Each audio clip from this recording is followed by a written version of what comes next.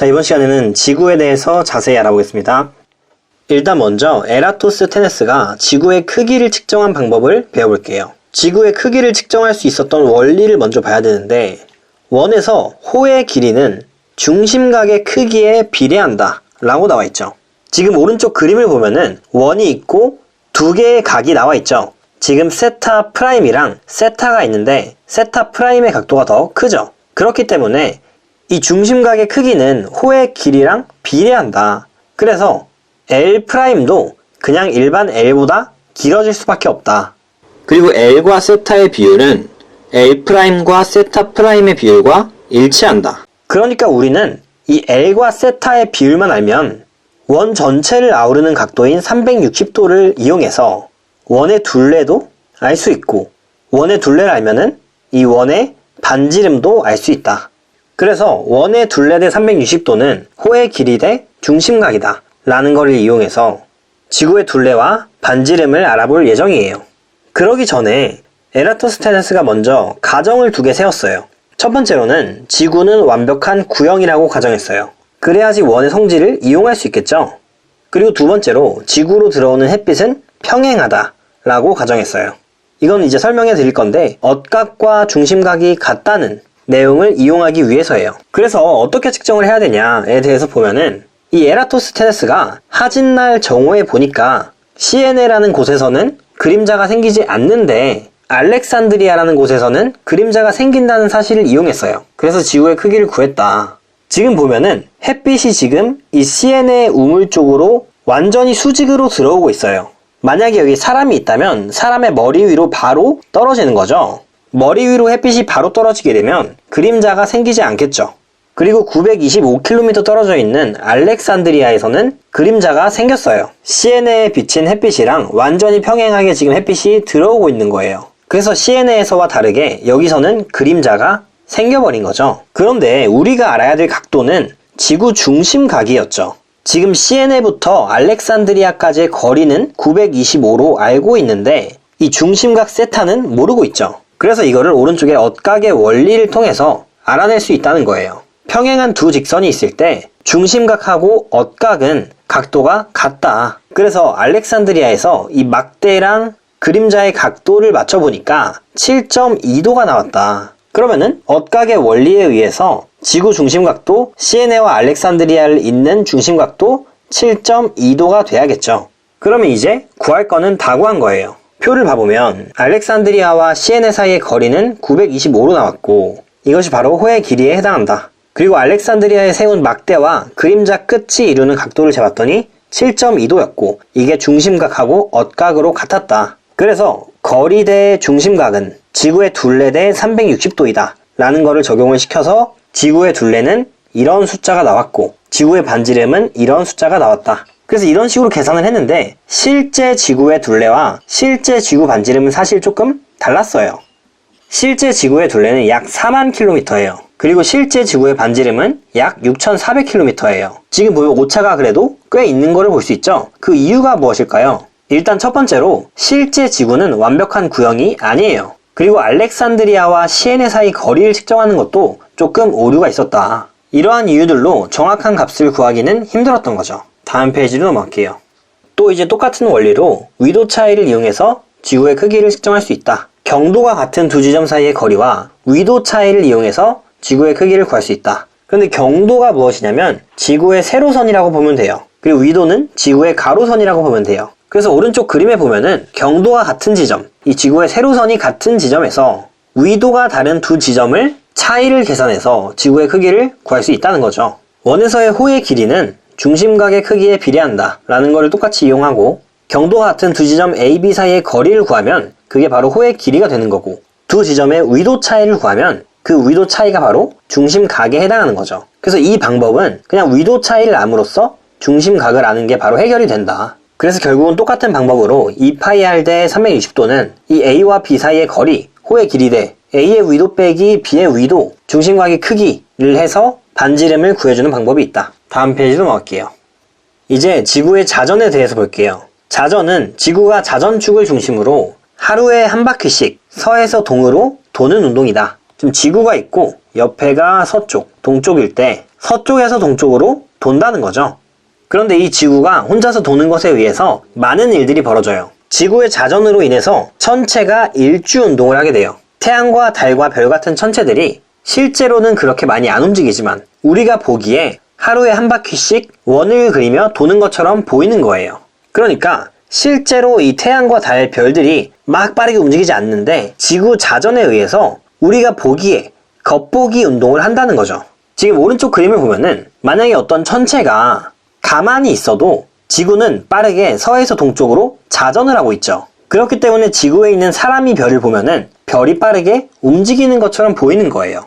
그러면 반대로 천체가 동쪽에서 서쪽으로 빠르게 움직이는 것처럼 보이는 거죠. 그래서 별은 가만히 있어도 우리 눈에는 하루에 한 바퀴를 도는구나 라고 볼 수 있다는 거죠. 그래서 운동 방향은 동쪽에서 서쪽으로 운동하고 운동 속도는 1시간에 15도를 회전한다.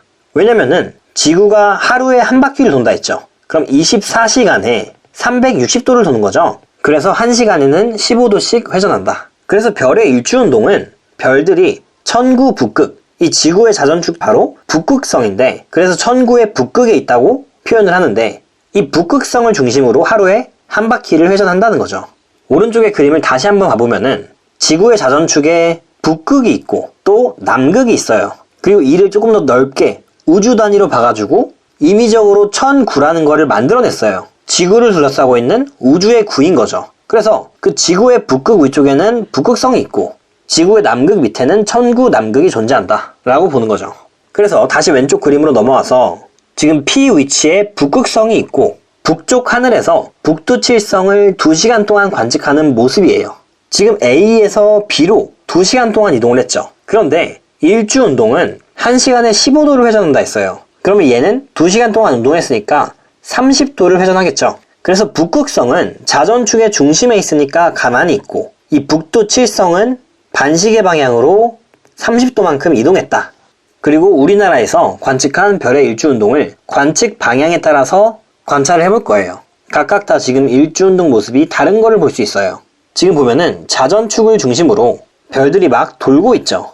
그리고 북극성은 가만히 있는데 그 주변은 반시계 방향으로 도는 모습을 볼 수 있고 또 사람이 동쪽 하늘을 보면은 요런 식으로 되죠. 오른쪽 위로 비스듬히 떠오르는 모습이 보이고 서쪽 하늘을 보면은 요런 식으로 지고 있죠. 그래서 요런 식으로 지고 있는 모습이 보이고 남쪽은 지평선이랑 약간 평평하게 지금 운동하고 있죠. 그래서 요런 모습이 보이고 있다. 다음 페이지로 넘어갈게요.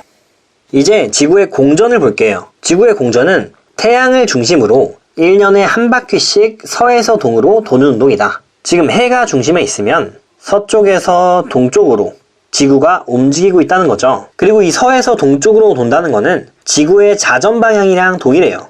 그래서 지구는 서쪽에서 동쪽으로 이렇게 자전을 하면서 서쪽에서 동쪽으로 계속 이동을 하고 있다는 거죠. 그리고 이 지구의 공전으로 인해서 태양의 연주 운동을 만들어냅니다. 태양이 별자리를 배경으로 이동해서 1년 후에 처음 위치로 되돌아오는 운동이 연주 운동이에요. 지구의 공전이 1년에 한 바퀴 돌기 때문에 나타나는 현상인 거죠. 그래서 이것도 마찬가지로 실제 운동이 아니라 지구 공전에 의한 겉보기 운동이다. 겉보기에만 운동하는 것처럼 보이는 거다라는 거죠. 그리고 운동 방향은 서에서 동쪽이에요. 지구의 공전 방향과 동일하죠. 밑에 그림을 보면은 지구는 서에서 동으로 이동을 하고 있어요. 그리고 지구 입장에서 태양을 바라보면 태양은 엄청나게 멀리 떨어져 있죠. 그래서 지구에서 바라보면 태양이랑 별이랑 어느 정도 같이 있는 걸로 보이는 거예요. 그래서 태양은 이 자리에 있지만 지구가 1번 위치에 있을 때는 태양이 1' 위치에 있는 것처럼 보이고 지구가 4번 위치에 있을 땐 태양이 4' 위치에 있는 것처럼 보인다는 거죠. 그래서 태양도 지구와 마찬가지로 이 서에서 동쪽으로 이동을 하고 있구나 라는 거를 우리 눈으로 볼 수 있는 거죠. 그리고 운동 속도는 하루에 약 1도씩 회전한다. 1년에 한 바퀴를 도니까 하루에는 약 1도 회전하겠죠. 그래서 태양은 가만히 있어도 지구가 1에서 4까지 움직이면 태양이 1'에서 4'까지로 움직이는 것처럼 보인다. 그리고 밑에 예시도 볼게요. 먼저 두 번째 예시를 볼게요. 별자리를 기준으로 태양의 위치 변화를 보는 거예요.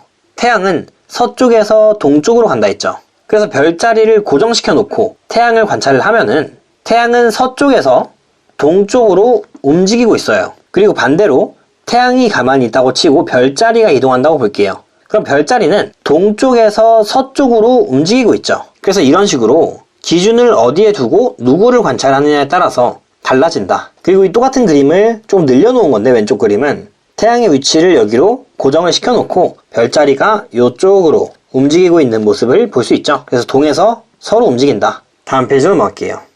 그리고 계절별로 관측되는 별자리의 변화를 볼게요. 지구가 공전을 하고 있고 공전을 함에 따라서 태양이 보이는 위치가 달라졌죠. 그래서 계절별로 밤하늘에 보이는 별자리도 달라진다. 황도 12궁에 대해서 볼게요. 황도는 태양의 길을 나타냈는데 태양을 왕, 황제처럼 여겨서 왕의 길, 황제의 길 이런 식으로 생각해서 태양의 길을 황도라고 이름을 지어준 거예요. 그래서 태양이 연주운동을 하면서 지나는 길인 황도에 있는 12개의 대표적인 별자리를 황도 12궁이라고 한다. 먼저 지구가 이 위치에 있을 때부터 한번 봐볼게요. 지구가 이 위치에 있게 되면 지구가 보기에 태양이 지나는 별자리는 이쪽이죠. 그래서 8월에 해당하는 별자리 있는 곳에서 태양이 지나가고 있는 거예요. 그런데 태양이 지나간다는 거는 그 달에 관측이 불가능한 별자리이기도 해요. 왜냐면 태양이랑 같이 있으니까 이때는 낮 시간이기 때문이에요. 그러면 지구는 태양이랑 같이 있는 부분 말고 반대편을 볼 수 있어요. 한밤중에는 태양의 정반대편에 있는 염소 자리를 지금 볼 수 있는 거죠. 그래서 이런 태양의 반대편에 있는 별자리들은 관측이 가능하다. 밤 시간이기 때문이죠. 그래서 어쨌든 이 태양은 별자리들을 따라서 8월, 9월, 10월 이런 식으로 지나게 되는 거고, 보이는 별자리들도 2월, 3월, 4월에 해당하는 별자리로 점점 바뀌어가게 되는 거죠. 오늘 수업은 여기까지고 영상이 유익하셨다면 구독 눌러주시고 좋아요 눌러주시면 감사하겠습니다.